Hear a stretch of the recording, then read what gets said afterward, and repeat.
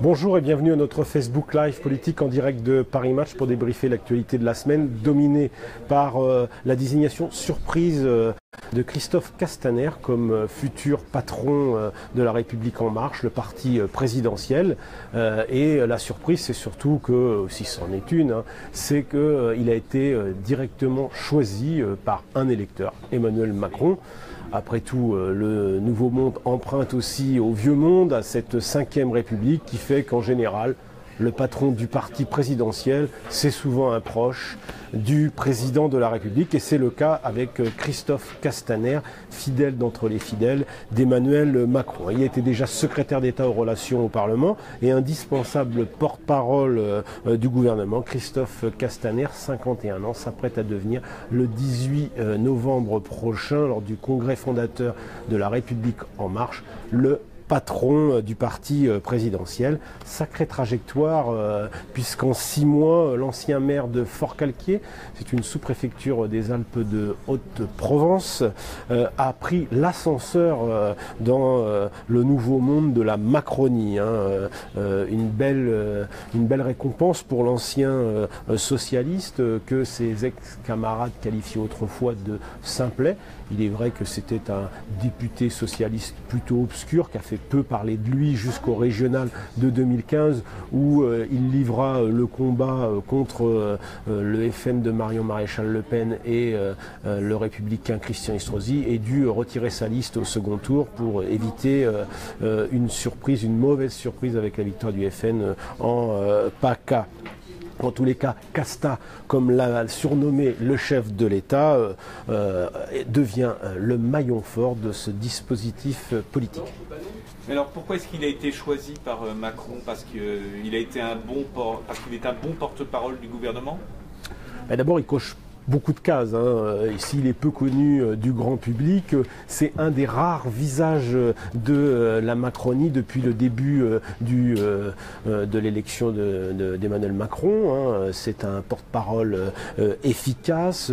Inlassablement, on le voit se démultiplier tel un ministre Shiva dans les matinales, radio, télé, presque matin, midi et soir.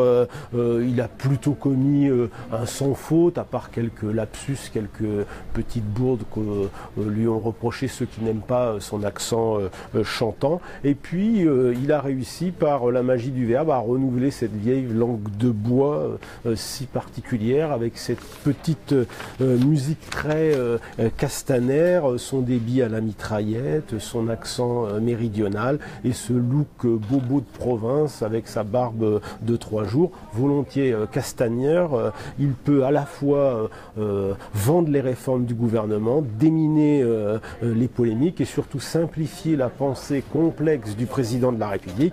À l'arrivée, tout le monde s'accorde à dire que Castaner imprime, là où beaucoup de marcheurs trop parisiens, trop techno passent sous les radars sans qu'on s'en aperçoive. C'est sans doute pour toutes ces raisons et aussi le fait qu'il soit un ancien député socialiste qui font que Emmanuel Macron, à l'arrivée, l'a choisi.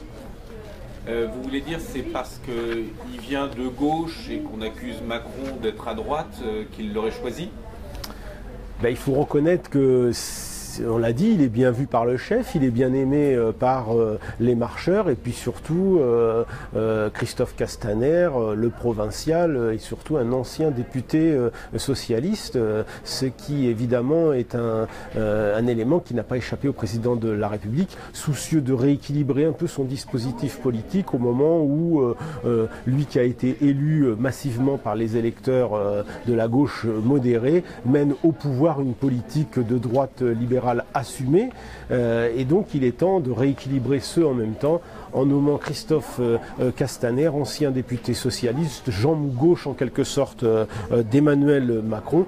C'est le moment d'envoyer un signal vers cette gauche modérée et au bout de 6 mois de pouvoir, il était temps pour le successeur de François Hollande d'essayer de rééquilibrer son dispositif politique.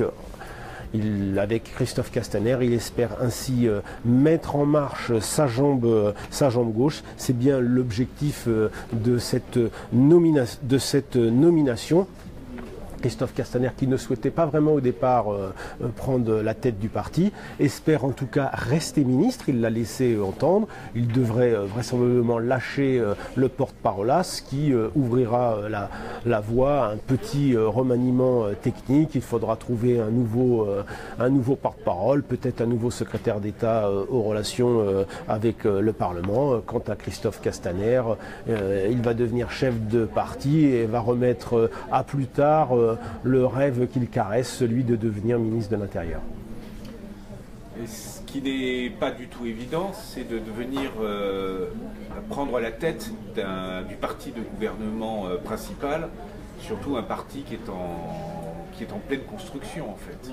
C'est évidemment jamais une sinécure de diriger le parti majoritaire.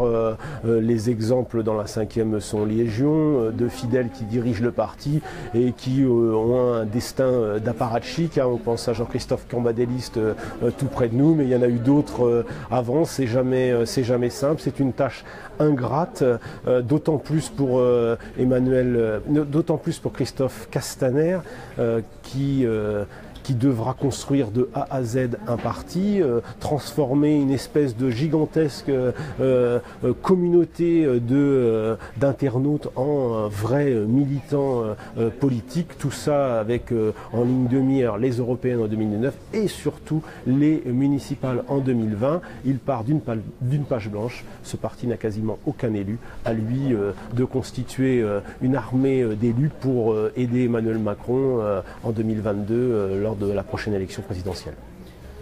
Ça pourrait commencer concrètement par quoi pour Castaner? Quelle est la première chose qu'il devrait faire quand il sera intronisé à la tête des Républicains en marche? C'est une question d'un internaute. Il va devoir déjà constituer un état-major autour de lui. On sait qu'il y aura un comité exécutif où il y aura des députés. Il faudra voir comment vont être répartis ces députés entre la sensibilité de gauche et la sensibilité de droite. Il va devoir ensuite montrer en quoi ce parti ne ressemble pas au vieux parti de gouvernement, le Parti socialiste et républicain que les marcheurs aiment tant critiquer. Il va devoir inventer un truc, comme il dit, montrer qu'un parti ça peut servir à autre chose que des élections et pas seulement à coller des affiches et à encarter des godillots. Vaste programme. Merci Bruno Jeudi.